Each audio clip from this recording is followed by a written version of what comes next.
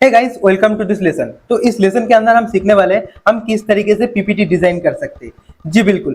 PPT सुन के आपके दिमाग में आएगा कोई पावर पॉइंट प्रेजेंटेशन हो सकता है, क्योंकि पीपीटी का फुल फॉर्म भी है पावर पॉइंट प्रेजेंटेशन। पर पावर पॉइंट में आपको पीपीटी बनाते वक्त बहुत सारा चीजों को अलग से बाहर से इंपोर्ट करना पड़ता है। उसमें उतना ज्यादा ग्राफिक्स इन्फोग्राफिक्स नहीं होता है, जिस वजह से आपका पीपीटी उतना ज्यादा बेहतर नहीं बनता है। तो इसी प्रॉब्लम को आप सॉल्व कर सकते हो कैनवा के द्वारा।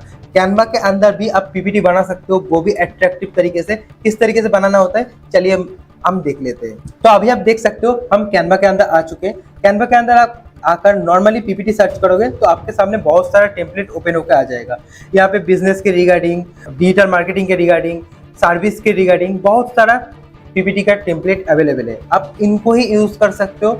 यहाँ पे आपका कॉन्सेप्ट भी दिया जाता है कि किस तरीके से दिखाना है, तो आप उस वहाँ से देखकर एक आइडिया भी ले सकते हो। साथ में आप क्या कर सकते हो, इन्हीं टेम्पलेट को यूज करते हुए अपना जो कंटेंट है उसी को उसके अंदर यूज कर सकते हो। तो कैसे करना है चलिए देख लेते हैं। सबसे पहले मैं एक ब्लैंक पीपीटी ले लेता हूँ। ब्लैंक पीपीटी में अंदर आने के बाद मैं एक थीम चूज करूंगा, जो थीम अच्छा लगेगा। यहाँ पे पहला जो थीम हमें देखने को मिला, मैं उसी थीम को ले लेता हूँ। इस थीम के अंदर अगर हम जाते हैं तो यहाँ पे पहले सोशल मीडिया मार्केटिंग के रिगार्डिंग ये पीपीटी है। तो आप देख सकते हो यहाँ पे 10 पेजेस का पीपीटी है। तो आपको अगर 10 पेजेस नहीं चाहिए फिर भी आप इन 10 पेजेस को एक बार इंपोर्ट करके देखेंगे। इनमें से जो जो पेजेस आपके लिए जरूरी है, अगर आप सोशल मीडिया मार्केटर हो तो आपको समझ में आ जाएगा कि यहाँ पे कौन से पेजेस आपको चाहिए। और जो पेजेस आपको नहीं चाहिए आप एक काम कर सकते हो, उस पेज को डिलीट कर सकते हो। जैसे कि ये वाला पेज अगर आपको नहीं चाहिए तो इसको आप डिलीट कर दियो।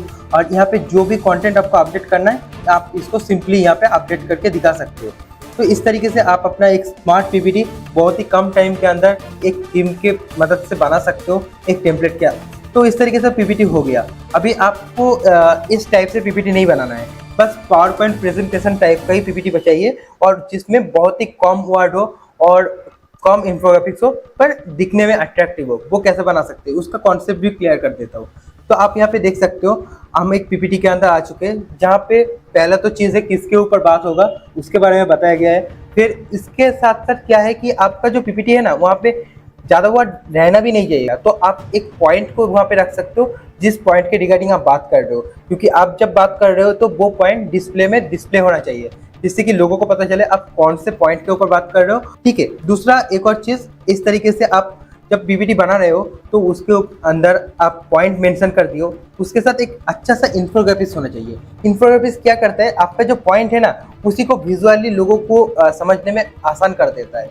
तो इन्फोग्राफिक्स होने से उनको भी समझ में आता है हाँ ये इसके रिगार्डिंग है और ये इसके रिगार्डिंग हम अभी डिस्कशन चल रहा है टॉपिक के अंदर। तो इस तरीके से आप अपना एक स्मार्ट पीपीटी बना सकते हो कैनवा के द्वारा, जो कि बहुत ही दिखने में अट्रैक्टिव भी होता है, क्योंकि कैनवा के अंदर आपको भी पता है बहुत सारा एलिमेंट आपको यहाँ से मिल जाता है। तो यहाँ पे बस ड्रैग एंड ड्रॉप का ही काम है। अगर आपको और भी ज़्यादा डिटेल के साथ पीपीटी बनाना है वो भी आप यहाँ पे बना सकते हो कैनवा के अंदर। तो आपको एक और पीपीटी का एग्जाम्पल देता हूँ। जैसे कि आप यहाँ पे गोल सेटिंग मास्टरी क्लास का देख सकते हो, ये भी हमारे द्वारा ही बनाया गया है।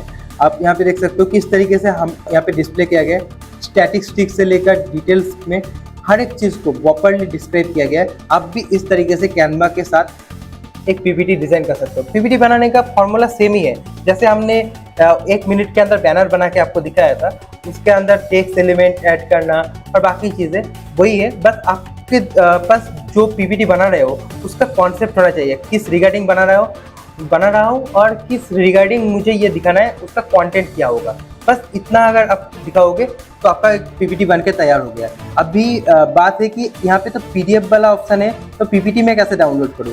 तो आप यहाँ पे देख सकते हो, यहाँ पे पीपीटी एक्स करके एक ऑप्शन है जो कि माइक्रोसॉफ्ट पावर पॉइंट डॉक्यूमेंट्स करके आपको डाउनलोड करके देता है। तो आप जो भी पीपीटी बनाओगे उसको पीपीटी एक्स में अगर आप डाउनलोड करोगे तो ऑटोमेटिकली वो पावर पॉइंट में कन्वर्ट हो जाएगा, जिससे कि आप जब प्रेजेंट करने जाओगे वो माइक्रोसॉफ्ट पावर पॉइंट में बना हुआ पीपीटी ही लगेगा और आपको भी पीपीटी प्रेजेंटेशन करने में कोई दिक्कत नहीं आएगा।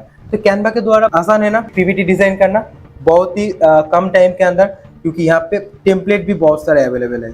और ग्राफिक्स को आप जो भी ग्राफिक्स इंफोग्राफिक्स यूज करना चाहते हो वो एलिमेंट सेक्शन से आप इजीली फाइंड कर लोगे।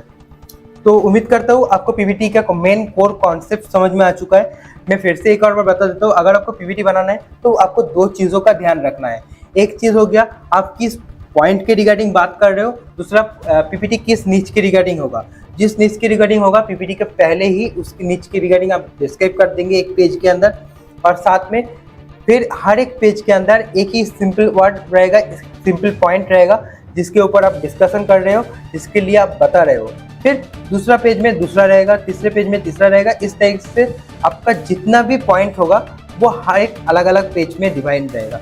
तो इससे क्या होगा, आप एक पीपीटी अच्छे तरीके से बना लोगे और उसको जब आप प्रेजेंट करोगे तो वो कुछ इस तरीके से आपके सामने प्रेजेंट होगा, और आप इजीली उसके ऊपर बात करते हुए अपने क्लाइंट के साथ बात कर सकते हो, अपना वेबिनार ले सकते हो और अपना बिजनेस को ग्रो कर सकते हो।